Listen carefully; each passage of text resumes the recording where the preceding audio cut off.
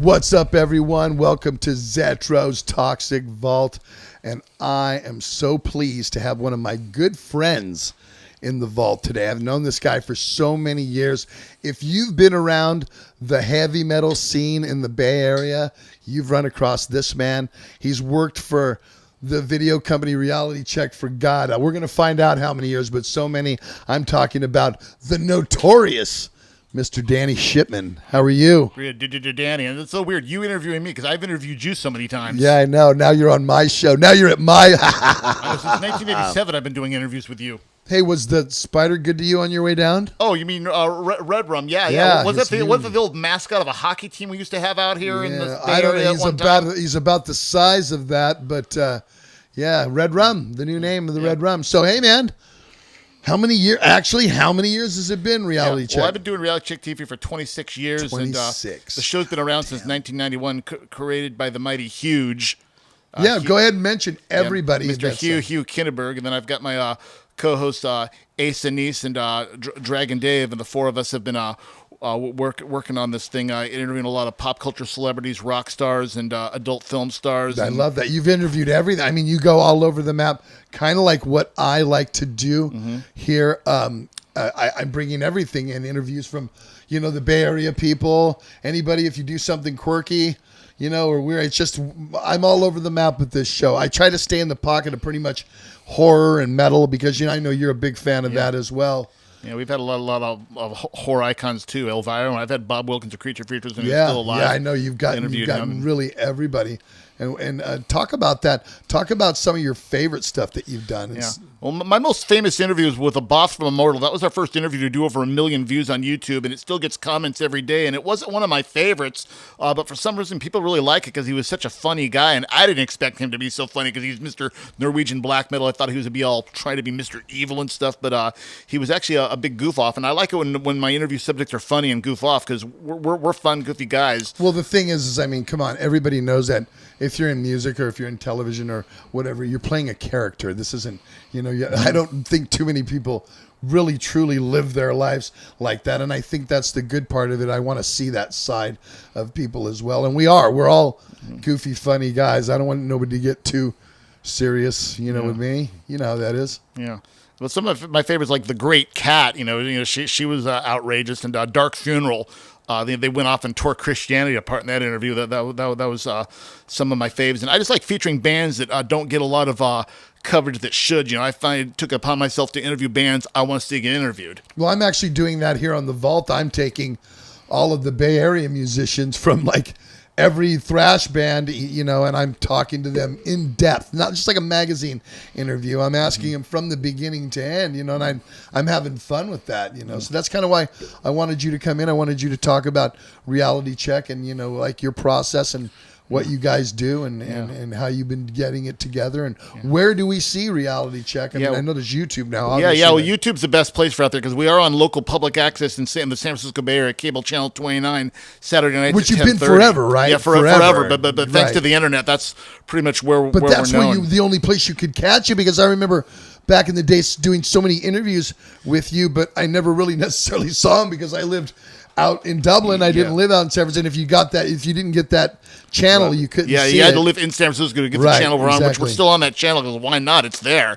But definitely right here on YouTube, Reality Check Studio, or go to realitychecktv.com. It'll link you there on Facebook and everything. And we got like close to 2,000 videos to choose from. And you name it, we've interviewed them in the metal, punk, and... That's true. I want to talk about a couple of your interviews you've actually done, because you and I are big wrestler fans. Yes. We've actually see each other at these events. We have, my kids are as well. They have been for years. And you've interviewed so many famous wrestlers, and we were talking about some. You got to interview actually Hawk and Animal from the Road Warriors. Yes. And they made you put their shoulder pads on. Yeah, it was definitely a big moment of my life. I think we have a clip of it we can show the people. I think we do, right? We're gonna show that right now. A little blood on the tips. We need to put them on you. Oh my God! Oh no, he's in heaven. Go look at him. blood on here. We don't know whose it is. My life is complete. He's complete. Did you hear it? I'm like, dude, you don't know how cool this Got is. a pump tent down lower. You don't know how cool this is, man. What a rush. We snack on danger, and we dine on death. What a rush. How did that make you feel after that? Oh, that was an honor. I mean, I was blown away by I did that. And I bonded with Hawk. Me and him became like really Fast good buddies. friends, huh? Yeah. We hung out at the bar that night. You know, he was really drunk, and then he gave me his home phone number because I told him that Paul Bailoff was a big fan of the Road Warriors. And then he said, "Hey, we're looking for a band to do new ring entrance music. Let me give you your phone number." And I was going to. What year was this, Danny? when This you is did 2002. This is 2002. And so I got a hold of Gary and Exodus. We're talking about working on a song for the Road Warriors. Wow. Because they were going to be this new promotion, the XWF, which was launching, and so they needed new ring entrance music, you know. And then it was so funny, you know, because Paul Bailoff had that stroke, unfortunately. You're right. Right when he got to do that. And I called Hawk that day and told him what happened. Then Hawk called me up right back. He was really concerned about Bailoff. And That's actually how I got back in at that and time. how because they you were got gonna back in Exodus. They were actually going to redo the second time. They were going to redo the whole thing with Paul again. Yeah, I wasn't even in the cards at that point. And me and Hawk always stayed in touch. Every time I called him, he would call me back. You know, he definitely was a big.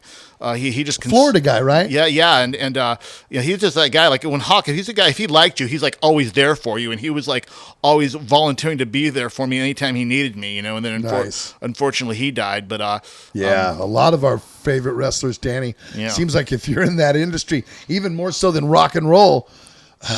For some reason, it's funny how Piper called his own death. You know what I mean? So it's just phenomenal to me. You've gone on. You've done some really cool, like legendary stuff to me, anyway. And you actually got to make Sherry Curry from the Runaways cringe because she did like some acting in after in the Runaways she did a few movies. Talk about that, and then I think we have a clip of that. We have a clip because I was going into her music career, but then of course she's most well known for the movie Foxes. But I brought up she was hot in that movie, bro. And she's even hotter now. She's still hot to this day. But she did she was in a movie called Parasite, which I saw in 3D. She was very embarrassed. I brought that up, and then she was in the sci-fi film Wavelength too that I wanted to talk about.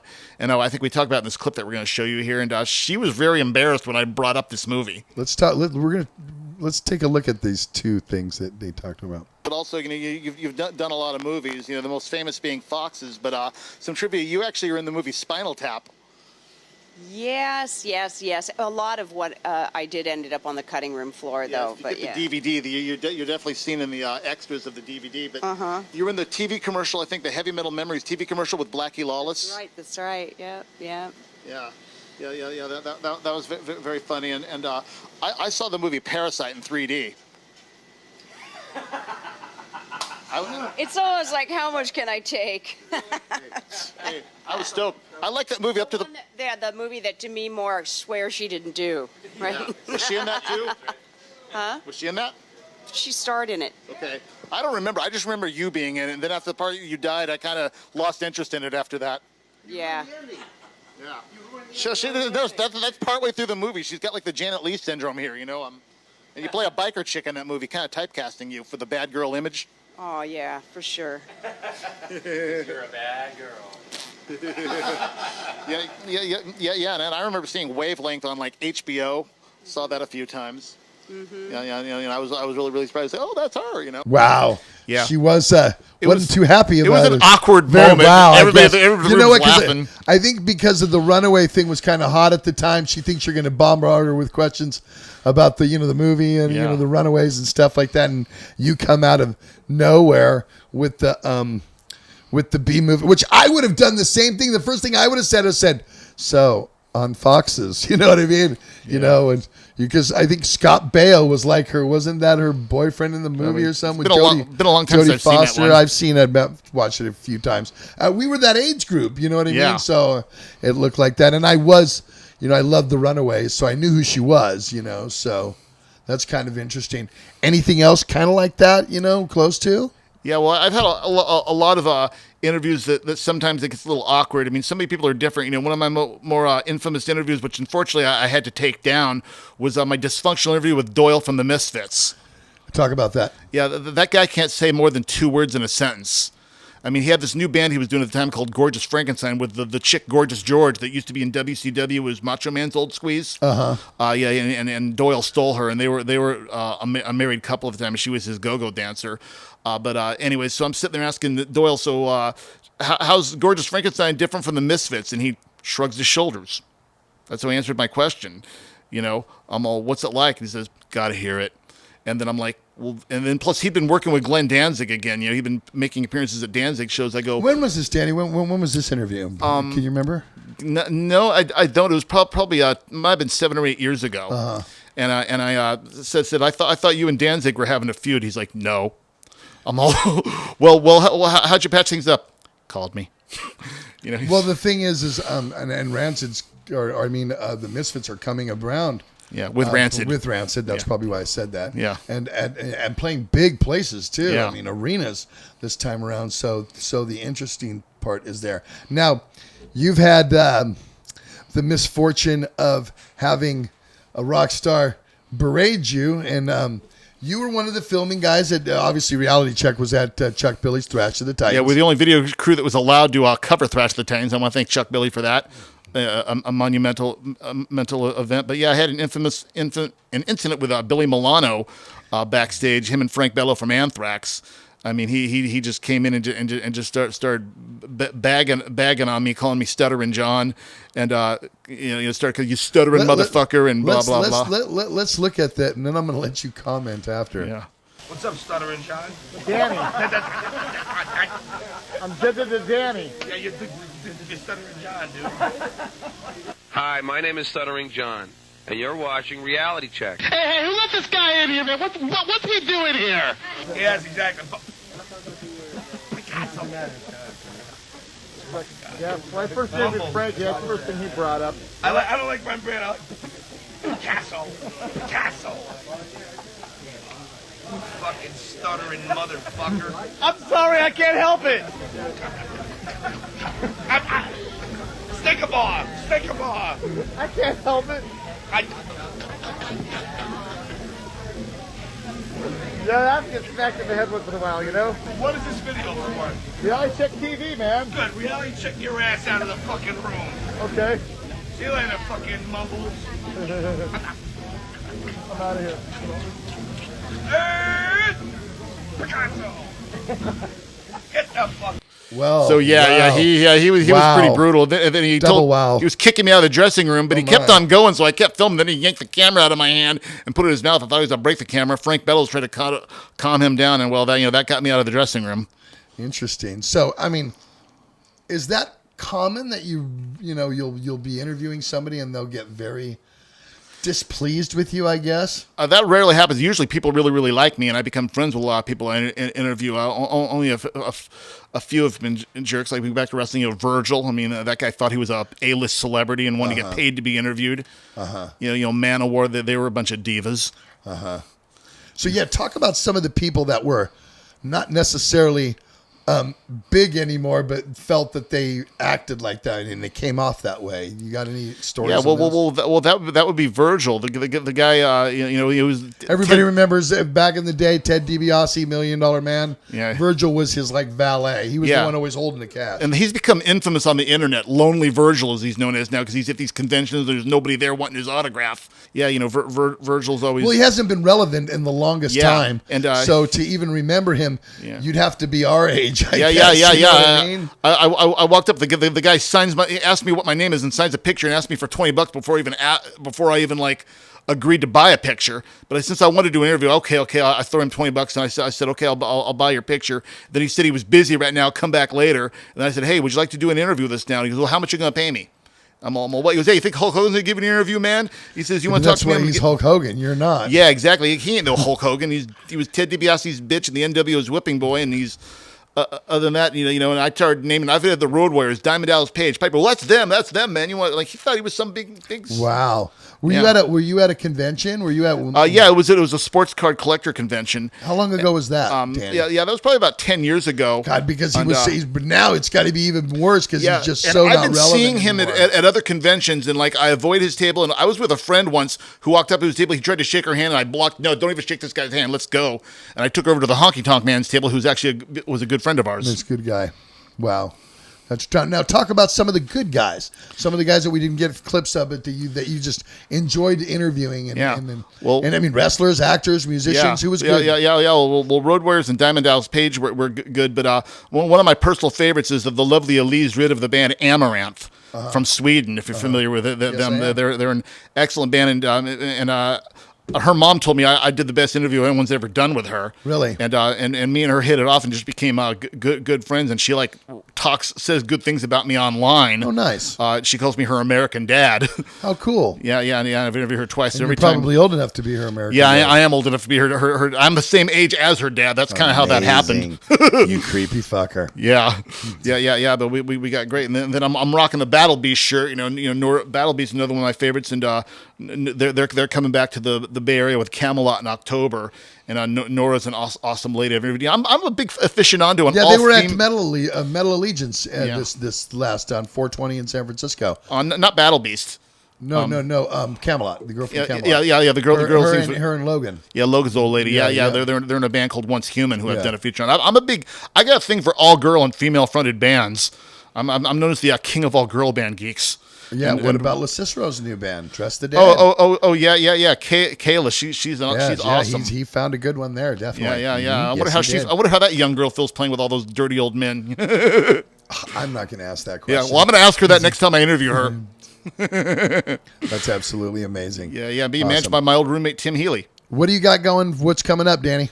Yeah. Well, Reality Check TV. We're over 700 episodes right now, and we've been working on some outside projects right now, so we've been a little delayed at making some new content. I just hit my 100th episode. I don't know what that's like. So 700, huh? Yeah. Definitely more. So we got a lot of new stuff coming up. You just people's got to keep up there and watching. But I can tell you some crazy stories if you want to hear those. You can tell me a couple crazy stories. We got time. Yeah. Okay. Well. Walter was bringing it up the Jenna Tortures incident.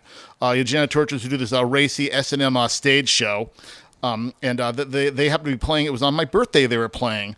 I was there to do a follow-up interview. I interviewed Jen once before when she was on tour with Danzig. Then came back to do a headlining show, and I told her, hey, it's not my birthday. She said, I want you on the rack tonight if it's your birthday. And so I became the slave boy in their show. And how long did we have to be on the rack? For the whole show? Yeah. Actually, I spent the whole show in a dog kennel cage. They stripped me to my underwear and put a dog collar and leash on me. Wait a minute. They didn't do anything. You stripped you to your underwear, right? Yeah. Well, backstage they told you to do it. Right. Okay, let's clear that up here. Yeah. They did. Because if they stripped you to your underwear, I want to know who the they were. You know what I mean? Yeah. Well, Jen and her female sidekick dominatrix, has me come out there. I'm in my underwear with a dog collar and leash and a catcher's mitt mask on, crawling all fours. They had a song called Force Fed, and the girls puts whipped cream on the front of herself, starts ramming my face into her crotch, have me lick up the whipped cream, while Jen spanked me with a paddle on the other end. Okay, I guess my only question is probably everybody else's question in the vault. Did you get to finish? They finished me. That's what I heard. Yeah. And then Jen climbed up on the rack and was did a douche in my face and had me lick it up in a doggy bowl. Great. And then they made me stay. Boy, you're a bigger man than I guess I am. Wow. I spent the whole show in a kennel cage. While they did more, they pierced this girl's clit on stage and did a bunch of crazy stuff. Music and art together again. And they have a song called Reality Check, and we used to use it as our theme song for the longest time. And so it was during that song they brought me out, and then they hung me upside down by my ankles, and then they gave me an enema.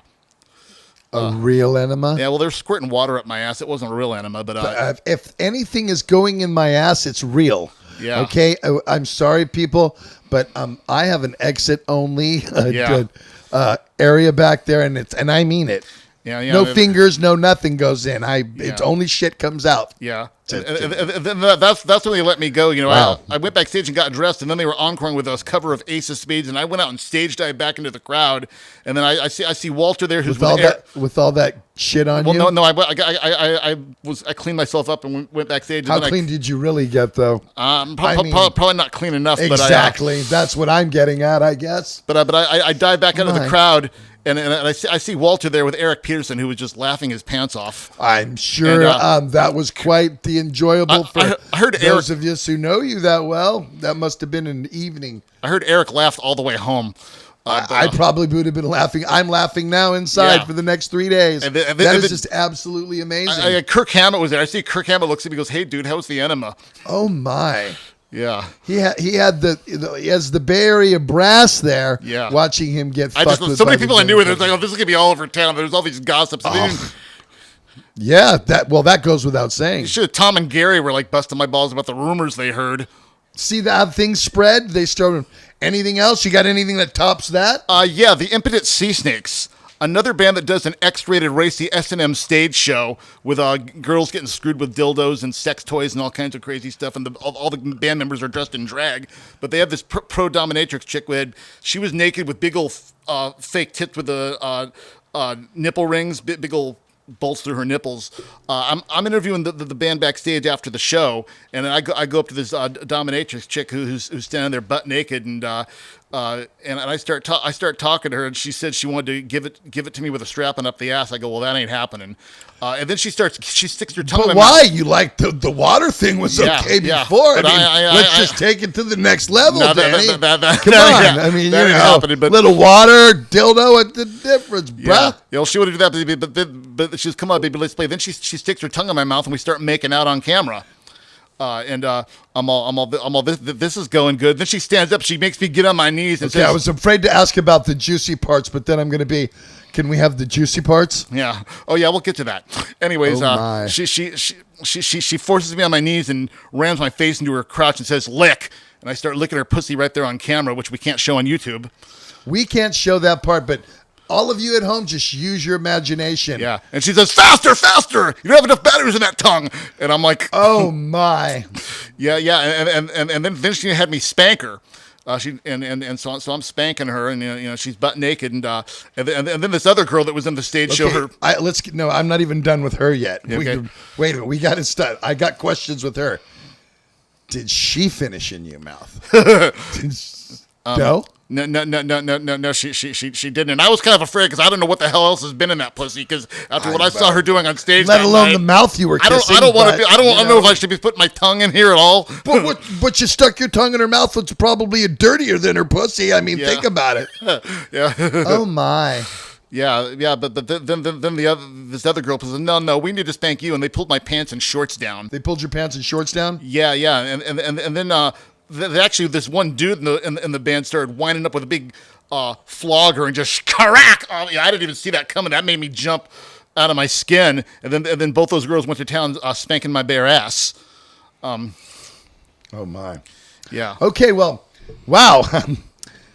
Boy, is this episode getting out. I'm probably going to get flagged for YouTube for this. We're television in the extreme. That's what reality check's all about. I'm willing to do anything to take us to the extreme. Yeah. So, all you guys out there in racy Triple X land, tune into Reality Check or go get them on tell everybody on where they can get realitycheck.tv. Realitychecktv.com. There you go. And Reality Check. That'll link you to our Facebook, our YouTube, all that good stuff. You want to get a hold of us? I mean, everything's there for you. You see all the projects we're working on, documentary films we're doing. And all our videos and interviews with Zetro you can find. In fact, I've been posting all my Exodus features once a day on the Exodus Facebook page. Good, that keeps that keeps the water rushing. Yeah, we got so much on Exodus that you guys are played out. I know this. Yeah. But hey, bro, thanks for coming into the vault. I can have you again for some other shit too, right? Anytime, man. We could talk about some stuff. You guys, leave me comments on this. This is a good one. I want to see all your comments. If you've seen Reality Check or you watch it or you've run across Danny, because Danny's run across to everybody. Let me know. And obviously, subscribe to my channel. Thanks for being in, bro. Yeah, thanks for having me. We'll see all of you guys in Zetro's Toxic Vault real soon.